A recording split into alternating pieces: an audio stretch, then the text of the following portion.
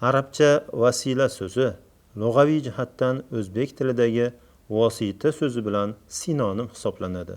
Istilohiy ma'noda esa biror insonni yoki amalni vosita qilib Alloh taolodan o'zining ehtiyojini so'rashdir. Xususan, falon zotning hurmatidan mening ushbu duoyimni qabul aylagin, mening falon yaxshi ishim sababidan ushbu duoyimni ijobat qilgin kabi duolar vasiladir. Ushbu ishni ahli sunna val jamoa ulamolari yaktillik bilan joiz deb hisoblaydilar. Vasilaning joizligi haqida Qur'onda ham zikr qilingan. Jumladan Moida surasi 35-oyatda shunday marhamat qilingan: Ey iymon keltirganlar, Allohdan qo'rqingiz va unga yaqinlashtiruvchi savobli ishlardan vasila, ya'ni vosita izlangiz, hamda uning yo'lida jiddu jahd qilingiz, toki oxiratda najot topgaysiz. Ismoil Haqqiy Bursaviy o'zining Ruhul Bayon tafsirida shunday degan: Bilginki, ushbu oyat karima vasila talab qilishga buyurib, ochiq oydin aytdi. Shunday ekan, vasiladan boshqa iloj yo'q. Alloh taologa yetishish faqatgina vasila bilan hosil bo'ladi. Vasilaga loyiq insonlar esa haqiqat ulamolari va tariqat mashoyixlaridir. Lekin vahobiylar, bemazhablar, salafiylar va ularning ta'siriga tushganlar vasilani inkor qiladilar. Xususan, vafot etganlarini pesh qilishib, payg'ambarimiz Muhammad alayhissalom bilan hamda dunyodan o'tgan mashhur ulamolar bilan vasila qilishni joiz emas degan iddaoni ilgari suradilar. Hatto ular vasilani kichik shirk yoki katta shirk deb iddao qiladilar. Ular Hazrati Umar roziyallohu anhuning qahatchilik vaqtida yomg'ir so'rashda Hazrati Abbos roziyallohu anhuni vasila qilib yomg'ir so'ragani haqidagi voqeani noto'g'ri talqin qilgan holda o'zlariga dalil sifatida keltiradilar.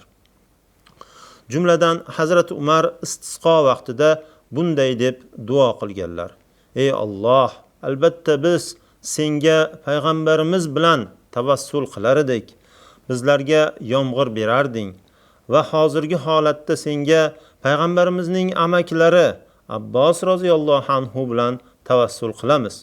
Bizlarga yomg'ir bergin. Aksincha, ushbu rivoyat ularning o'ziga qarshi hujjat bo'ladi. Chunki u payg'ambar alayhissalomdan tashqari solih zotlar bilan ham vasila qilish joizligini anglatadi.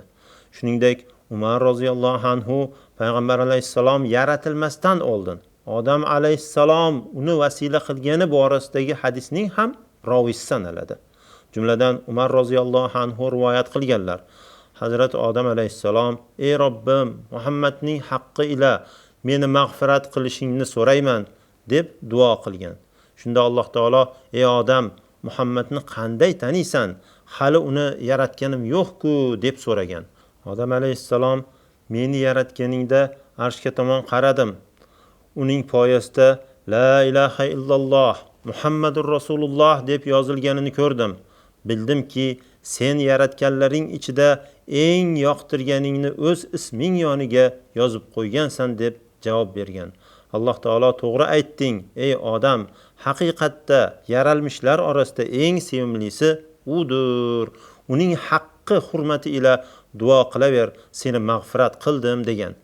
Nafaqat vafot etgan payg'ambar alayhissalomlar bilan, balki solih insonlar bilan ham vasila qilish mumkin. Jumladan Anas ibn Malik roziyallohu anhu rivoyat qilishicha, Rasululloh sallallohu alayhi va sallam amakisi Abu Talibning xotini Fatima binti Asadni qabrga o'zlari qo'yib, uning haqqiga duo qilganlar.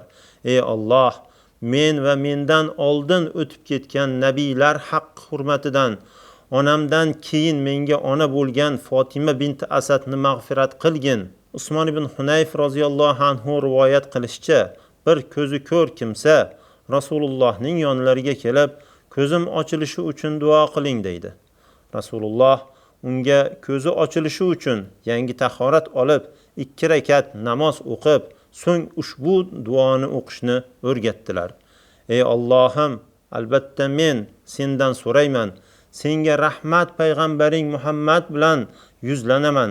Ey Muhammad, albatta men bu ehtiyojimda Robbimga siz orqali yuzlanaman, toki u mening hojatimni ravo qilsin. Allohim uni mening haqqimda shafoatchi qilgin. Dar haqiqat sahoba ikromlar o'zlarining ehtiyojlari uchun mazkur duoni o'qishni odat qilgan edilar. Agar vasila qilish zamonaviy oqimlar iddao qilayotganidek faqat janob Rasulullohning faqat hayotlik vaqtlariga xos bo'lganda edi, sahobalar unga amal qilmagan bo'lardilar.